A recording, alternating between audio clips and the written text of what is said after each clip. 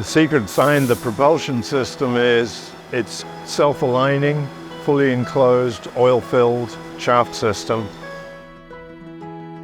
Today on the ST30, he's running oil impellers. The oil impeller, it sits on the shoulder on the shaft, and the main thrust bearings slide onto that impeller. That completes the plenum that the oil pump sits in, allows the oil to circulate properly. You bolt it into the boat, hence its moniker is the Boss, bolt-on shaft system. Once they're aligned, they don't go out of alignment, so the boat is very quiet. My name is Peter Stolper. The company's name is Seatorque Control Systems, also known as Seatorque Marine Propulsion. When we started manufacturing the shafts for our sport fishing boats, we used all manual equipment. So we had manual lathe, milling machine, so on.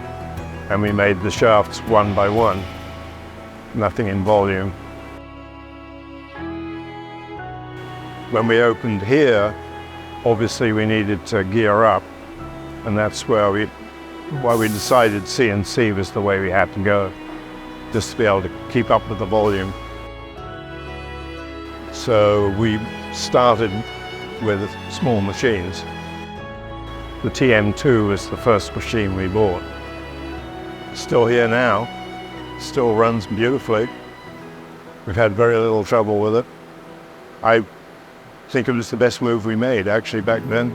Same time we bought the TL3, the tool room lathe, rapidly followed by the SL20.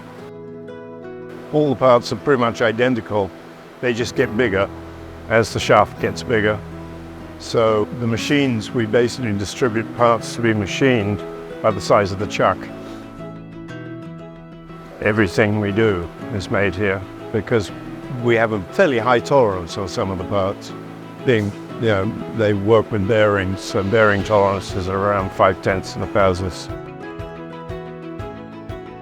Everything seems to work very well. They're well thought out machines. They're very well priced. They're very accurate repeatedly.